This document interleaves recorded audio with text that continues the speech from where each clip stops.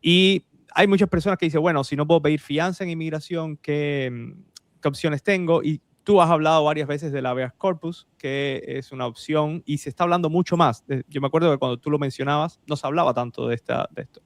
En las últimas semanas hemos visto muchos abogados explicando esto o presentándolo como una opción. Si lo puedes explicar bien, porque todavía hay personas que no lo entienden, no entienden bien si es algo que se hace con inmigración, si es algo fuera de la Corte de Inmigración, quiénes lo pueden hacer y quiénes no. Es fuera de la Corte de Inmigración. Eso es una demanda federal. Te explico. El habeas corpus es un término en latín que se usa para pedir que el gobierno básicamente demuestre que tiene una razón para mantener la detención de la persona. Nosotros tenemos un derecho constitucional que es para prevenir las detenciones indefinidas o las detenciones sin causa. Entonces, para eso se usa el habeas corpus, para que un juez federal, o en caso de inmigración tiene que ser un juez federal, si es en caso del Estado es un juez estatal. Pero en los casos de inmigración se presenta esta demanda federal y se le dice a un juez, mi detención es errónea y se explica las bases por las cuales la detención puede ser errónea.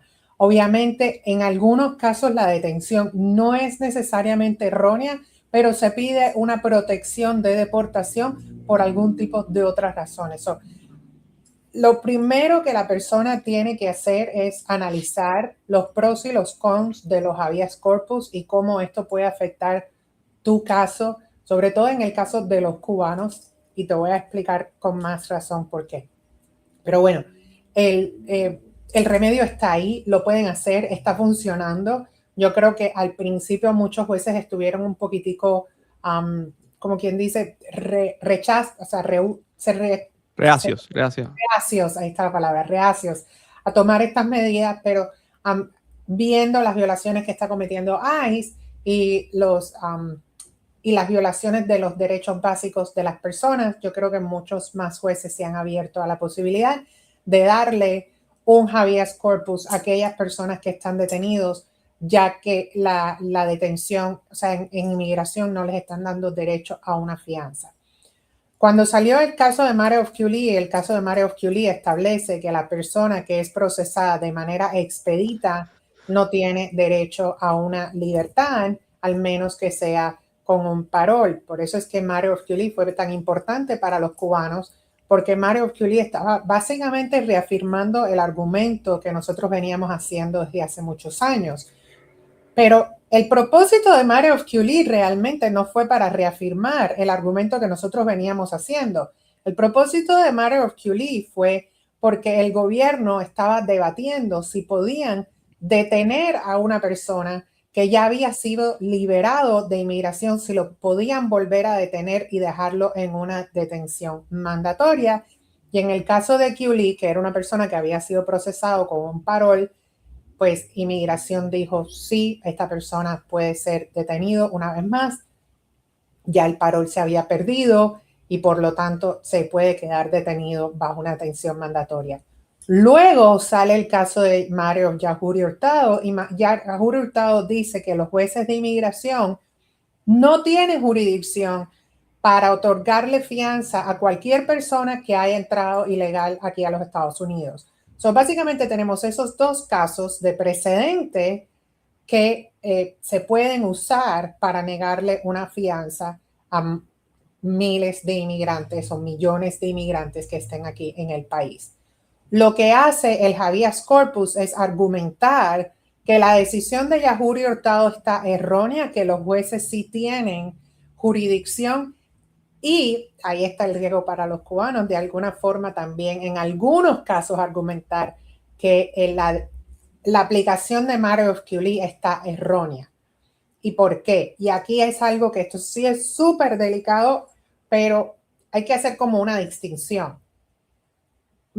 El razonamiento de Matter of QLE no está erróneo, pero donde te puede afectar es si tú dices que Matter of QLE está erróneo por completo. Si tú dices que está erróneo por completo, entonces el argumento que aplica para los casos de los cubanos no existiría.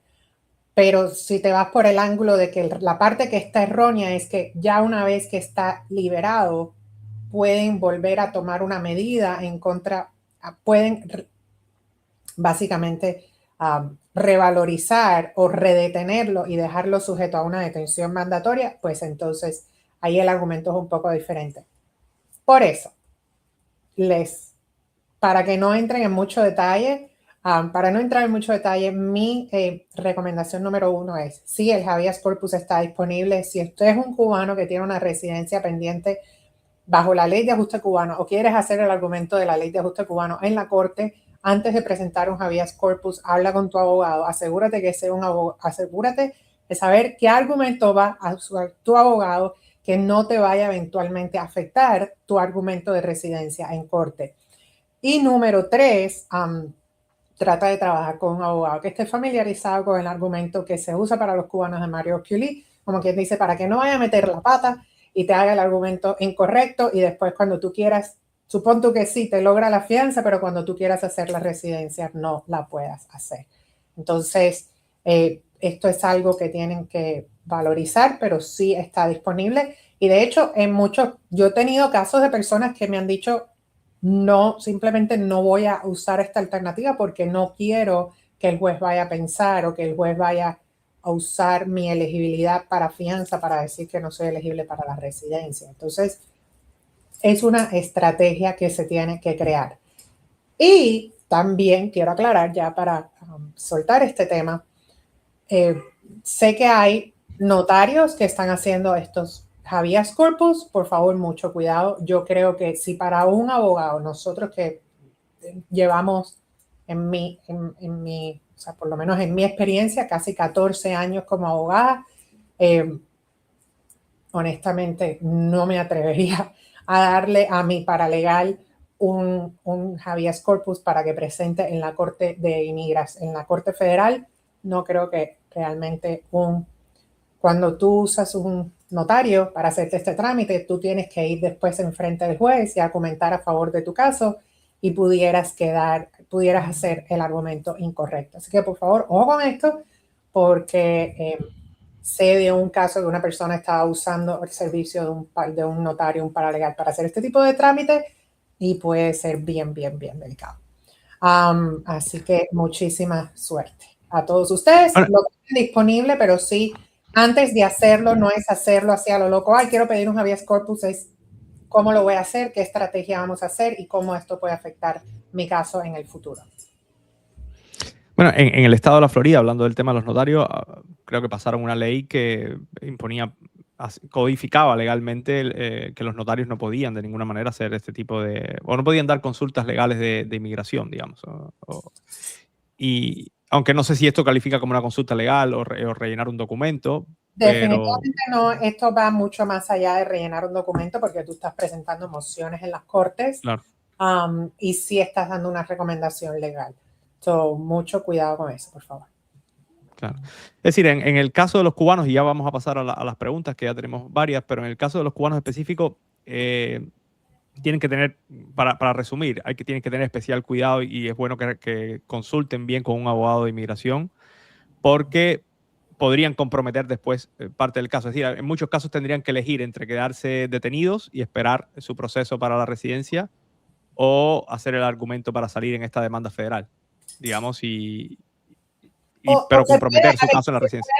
No quiero decir que si estás haciendo la demanda federal o si quieres argumentar tu residencia bajo Mario Ochiuli, no deberías presentar la fianza, no deberías presentar el habeas corpus.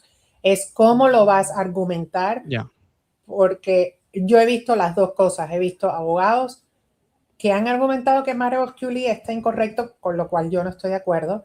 Y he visto abogados que han hecho la diferencia de decir Mario Ochiuli está correcto, pero el caso de mi cliente es distinguible por esta y por esta razón. Y por lo tanto, mi cliente sí califica para una fianza. Entonces, son dos cosas diferentes que obviamente mientras más especialización tenga la persona, pues mejor es. Claro. Mientras más especialización tenga el abogado, pues mejor es. Claro. Bueno, ya saben, si estás en esta situación o tienes un familiar que está detenido y quieres averiguar, busca un abogado de inmigración que esté familiarizado con el caso. La abogada Claudia está aquí, la pueden contactar.